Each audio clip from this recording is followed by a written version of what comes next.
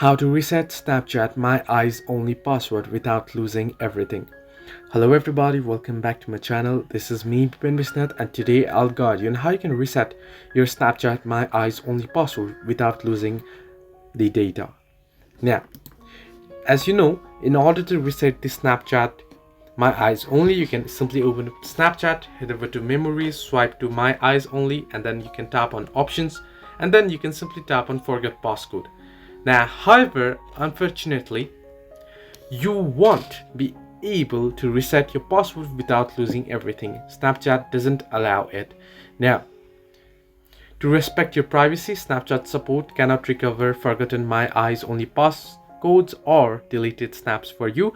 And if you try to recover your passcode that you forgot, then it'll automatically delete everything, so you'll lose everything. There is no any way to stop that. So hope this helped you. Do like and subscribe, and do not forget to leave a comment down below if you have any further issues.